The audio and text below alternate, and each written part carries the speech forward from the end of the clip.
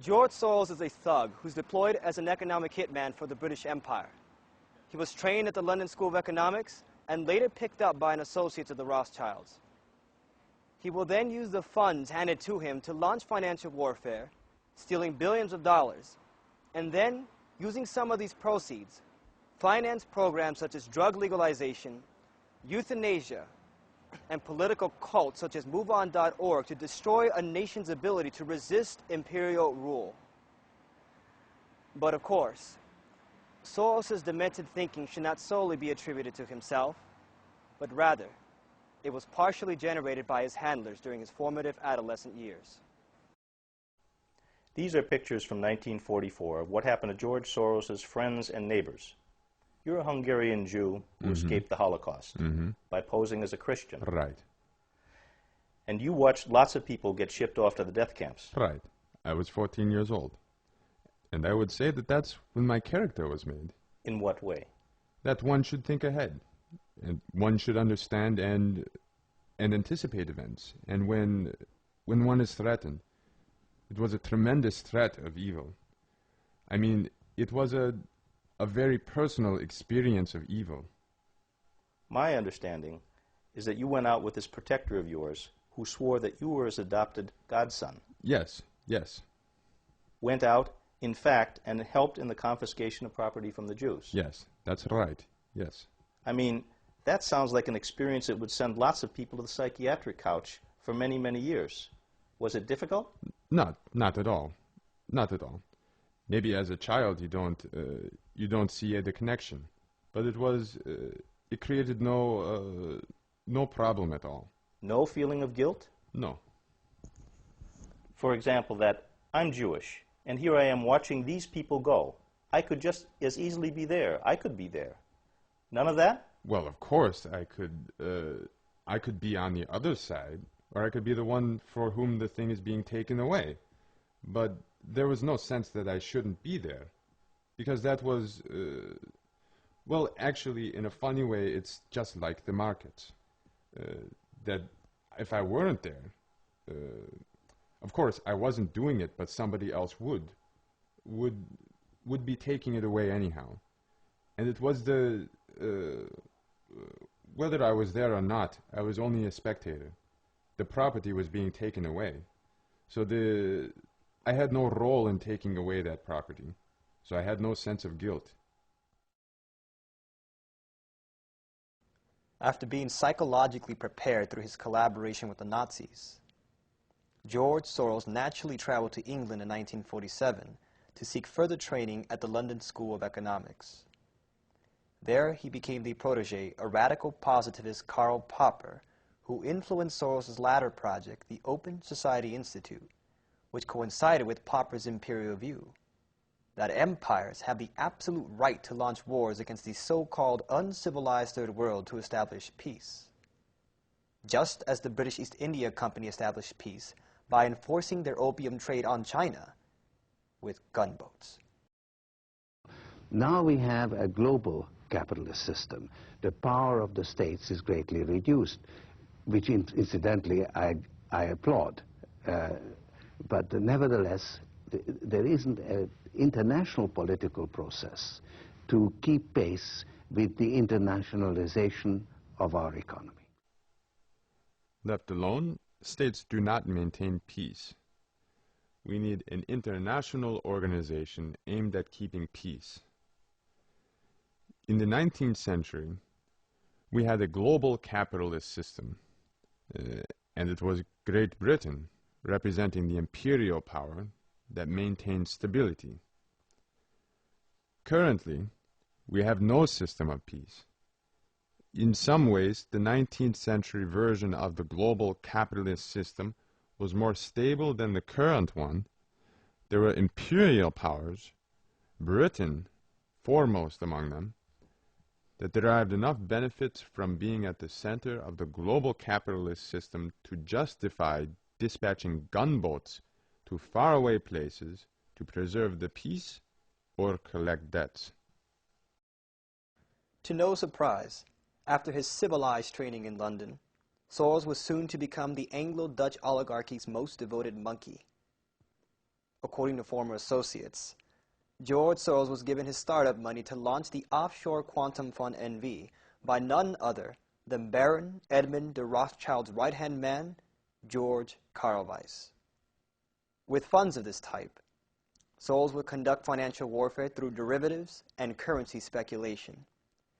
His first major mission was plotted on June 2, 1992, when representatives of Soros, along with other Anglo-Dutch financial predators, met on Her Majesty Queen Elizabeth II's yacht de Britannia, while in the presence of the Queen herself.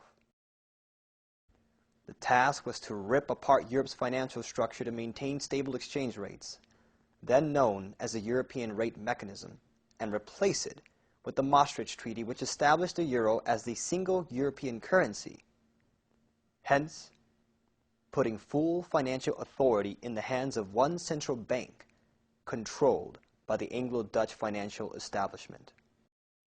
Now, this was part of a plot which was set up to create what we now see forming out of the Lisbon Treaty, this idea of a United States of Europe sort of thing, which is that basically you're doing away with national sovereignty. It's not like the United States in the way that we think of it, but it's the idea of doing away with national sovereignty, creating some sort of a European government. And we've seen now that we have the European currency, the euro. The European rate mechanism was the first step in this. So this was set up with a number of nations involved. The British were part of it to help get it set up, but the British didn't want to stay in it because they prefer to manipulate it from outside, because this is a trap for the rest of Europe, but to be manipulated by the Brits, but the Brits don't want to subject themselves to it. So Soros's role in all of this was as a front man for a move by the Bank of England and allied financial powers to pull the pound out of the European rate mechanism. Now, this is pretty funny because Soros, this operation got Soros known as the man who broke the pound, or the man who broke the Bank of England, when in fact he was just a front man and a stooge for the Bank of England in this whole process. It's easy to prove that George Soros did not break the Bank of England. And the proof of that is that George Soros is still alive. He's still being used as a British asset. If he had actually done what the myth says he did, they'd have killed him.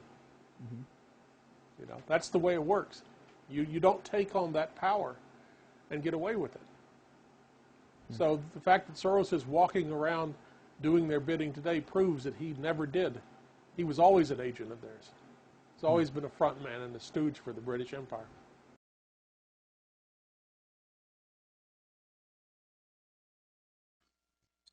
The economy of the Soviet bloc itself is a terrible and worsening failure. In Western European culture, we have demonstrated that the successes of nations of big industries depends upon the technologically progressive independent farmer and what is called here in Germany the Mittelstand. Soviet culture in its present form is not capable of applying this lesson. Despite all attempts at structural reform, and despite any amount of credit supplied by the foolish West, the Soviet bloc economy as a whole has reached the critical point. At its present time, in its present form, it will continue to slide downhill from here on, even if the present worldwide food crisis had not come into being. In the 1980s, anticipating the collapse of the Soviet bloc, Lyndon LaRouche proposed East-West cooperation to develop Eastern Europe and Eurasia. After the Berlin Wall came down in 1989, the LaRouche movement organized in leading circles of Europe around the Paris-Berlin-Vienna Productive Triangle program, and then the Eurasian Land Bridge for capital-intensive, energy-dense infrastructure and industrial buildup to provide better living standards along corridors of development reaching all across Eurasia. But within the British Empire, a handful of strategic planners saw this moment as an opening for the drastic turn toward their system of world empire.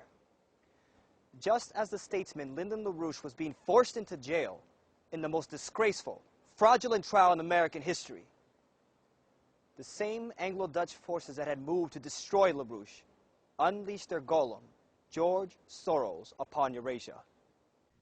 As the Soviet Union declined, the economic hitmen moved in.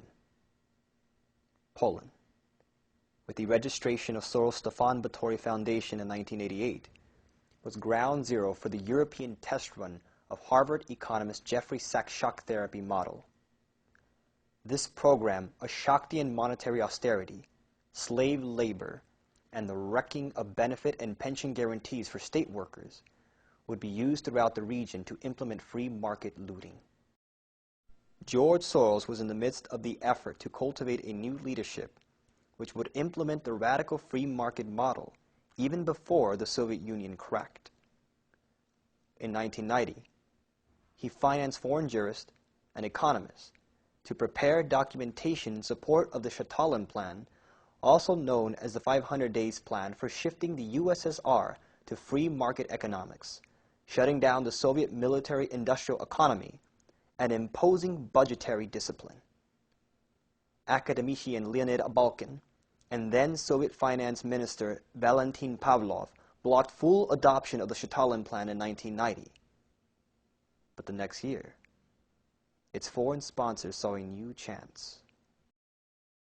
The free market gurus and think tanks that helped redraw the economic map of Britain during the 1980s are planning an ideological invasion of the Soviet Union in the belief that the failed coup has rendered the empire ripe for a dose of Thatcherism. Although their influence may have diminished at home, the Thatcherites believe that the events of the last few days have created the perfect new laboratory to test their ideas. In 1991, when the Soviet Union came to an end, Ukraine declared its independence right after the shadowy attempted coup of August 1991, Boris Yeltsin, he became president of Russia. And through various political maneuvers, unfortunately, the backers of the authors of the Stalin Plan, the 500 Days Plan, the most radical schemes of deregulation, privatization, whooshed into the government of Russia in December 1991 as a group, and in January 1992 set out to implement the radical deregulation ideas. Within 5 years of shock price decontrol, privatization of state industry, sell-off of military stockpiles, and opening the borders for smuggling of everything from raw materials, weapons, and drugs, Russia's economy collapsed. The labor force shifted from production to various forms of criminal activity. The living standard plunged. And the former Soviet region saw the fastest expansion of the drug trade and drug use in the world. Think for a moment what happens in a nation where 70% of the industry is heavy industry, military-oriented, and the economy as a whole is monopolized. What happens if you take an economy like that and decontrol prices overnight? In 2003, Soros greatly scaled back his efforts in Russia to focus on the United States. You're not strong by putting other people down. You're strong by lifting other people up.